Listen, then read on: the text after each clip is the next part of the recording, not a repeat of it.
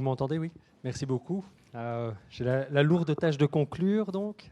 Et si je m'en réfère à mon histoire personnelle, conclure, c'est peut-être ce qui a été le plus compliqué pour moi, notamment avec les filles, mais on va, on va s'y mettre. Alors, beaucoup de choses ont été dites et on a beaucoup parlé de mixité sociale et je vous remercie parce que vraiment, aujourd'hui, j'ai été alimenté, vous avez vraiment alimenté ma réflexion. Je voulais peut-être vous parler de mon témoignage professionnel. J'ai un parcours dans l'aide et la protection de la jeunesse. J'ai travaillé 20 ans avec des publics très vulnérables, les jeunes et les familles. J'insiste beaucoup là-dessus parce que souvent, on dissocie les jeunes de leur famille et il ne faut pas le faire. Et ce que j'ai vu dans ma pratique, il y a 3 variables qui sont constamment là. La première variable, c'est des profils familiaux très abîmés par leur parcours de vie, une surreprésentation des ménages monoparentaux et des familles qui sont explosées. La deuxième chose que j'ai vue très souvent, c'est des indices socio-économiques très faibles. La plupart du temps, des jeunes qui étaient et des familles qui étaient bien en dessous du seuil de pauvreté. Troisième grosse variable, c'est l'école. Je vais vous donner un exemple. Lorsque j'étais directeur au service de protection de la jeunesse, j'avais en permanence 400 jeunes que j'avais la grande chance d'accompagner. Et parmi ces 400 jeunes, et ça résonnait beaucoup ce que vous disiez tout à l'heure, notamment sur la valorisation de l'enseignement général par rapport aux autres filières, sur les 400 jeunes, j'avais un jeune en général. La majorité de mes jeunes étaient en décrochage scolaire, et en décrochage scolaire de plusieurs années. Donc on n'est pas sur quelques demi-jours d'absence. Et une surreprésentation de l'enseignement spécialisé. Surreprésentation. J'avais très peu d'élèves qui étaient dans l'enseignement professionnel. Et en vous disant ça, en fait, il y a 3 axes sur lesquels il faut agir. Premier axe, bien entendu, c'est aider, accompagner au mieux ces familles, en partant du principe qu'elles ont des compétences, en partant du principe qu'il faut respecter leur choix éducatif, pour autant qu'ils ne soient pas contraires, bien entendu, à l'intégrité physique intellectuelle et sexuelle des enfants. La deuxième chose, vous l'avez compris, c'est avoir des politiques sociales beaucoup plus ambitieuses. Et là, je ne vais pas vous faire un plaidoyer sur l'importance du statut administratif des parents. Christine le ferait certainement mieux que moi, mais il y a une vraie réflexion à faire derrière cela, parce qu'on a des témoignages alarmants, vraiment alarmants, par rapport aux familles et par rapport, bien entendu, à la précarité qu'on va retrouver au sein de l'école. Aujourd'hui, à Bruxelles, 1 enfant sur 4 n'a pas de tartine. C'est énorme. Et toutes les conséquences dont on a parlé tout à l'heure en termes de concentration, en termes de développement cognitif, etc.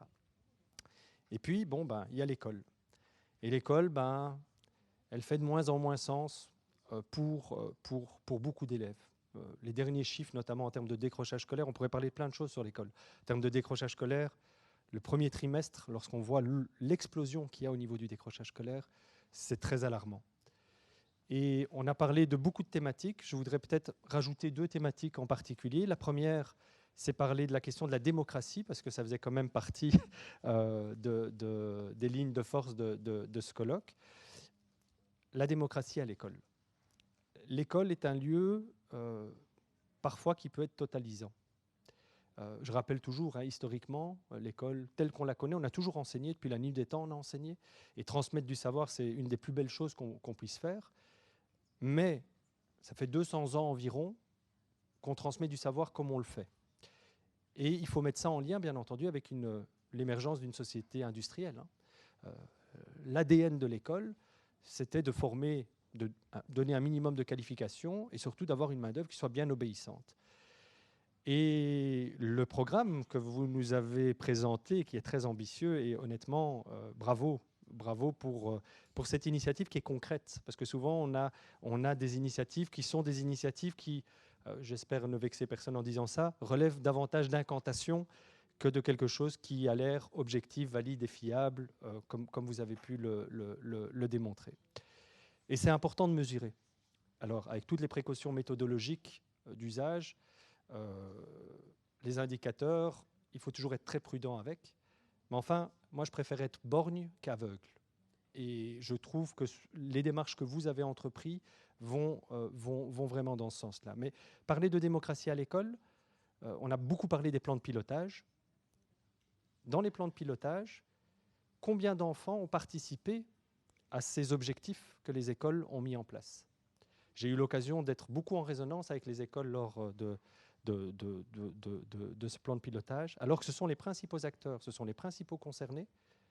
Quelle est leur participation dans l'élaboration de ces plans de pilotage? Voilà. J'ai la réponse, hein. Je pense qu'on l'a tous. Mais donc, la démocratie à l'école, la démocratie dans une relation d'équité, c'est quelque chose qui est fondamental. Deuxième chose aussi qui est très importante, c'est l'aspect ludique de l'enseignement. Nos cerveaux sont câblés, enfin toutes les études le démontrent, pour apprendre de manière ludique. Aujourd'hui, malheureusement, on a encore trop souvent un enseignement qui reste dans l'ADN, c'est pour ça que je faisais le rappel avec l'historique de l'école, qui reste par rapport à ces fondamentaux. Je ne vais peut-être pas être trop long parce qu'on peut parler de beaucoup de sujets. Juste dire, et peut-être conclure là-dessus, il y a généralement 3 étapes quand il y a des initiatives innovantes qui vont dans la bonne direction. La première étape, c'est, on dit, c'est absurde. On se moque. Et probablement que c'est ce à quoi vous devriez faire face. On va se moquer de vous. On va dire que ce que vous faites est complètement irréaliste, que c'est absurde, etc. Lorsque vous continuez dans la bonne direction, il y a une deuxième étape qui arrive. C'est dangereux. Parce que ceux qui ont des privilèges n'ont pas envie de les perdre. Et donc, ils vont vous attaquer, vous dire que c'est dangereux. Et puis, lorsqu'on arrivera à une phase de concrétisation, ce sera évident.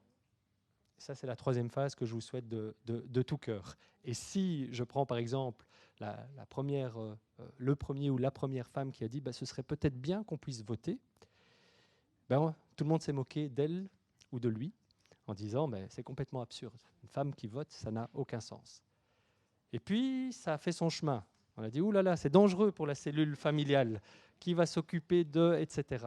Et aujourd'hui, en tout cas en Belgique, je crois qu'il n'y a pas grand monde qui remet en cause parce que c'est évident. Et j'espère que ce sera évident pour vous. Voilà, merci beaucoup.